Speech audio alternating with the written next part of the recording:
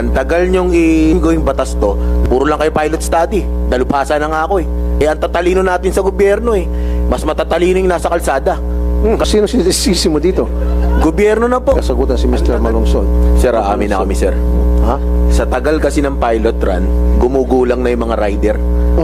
Ang tagal nyong i-regular to, gawin batas to, nakakaisip na yung rider ng bagay na papabor na sa kanila. Aha. Ang tagal Yan, na kasi umamin ng panahon eh. Nakikita namin, 2017, 40 pesos lang ang gasolina. 50 hanggang 60 na ngayon. Hindi naman tumaas ang fare.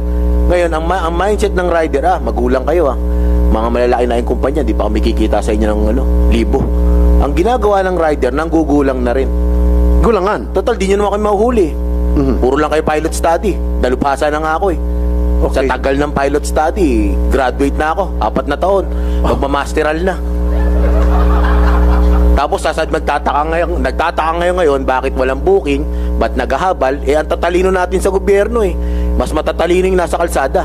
Kami yung nagsiservisyo eh. Ayaw nyo makinig sa amin, di gagawa kami ng para kumita kami ng mas malaki rin.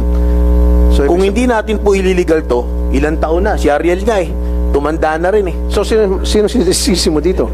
Gobyerno na po.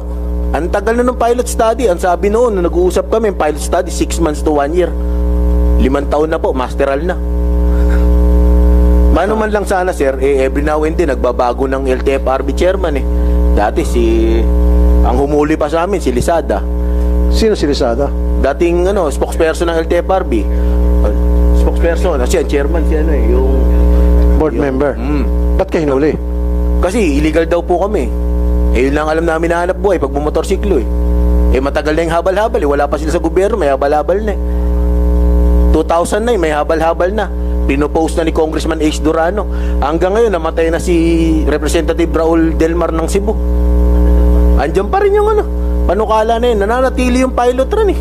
Hindi ko malaman kung patalino tayo o pamangmang eh. Attorney Cuadis, pakisagot lang.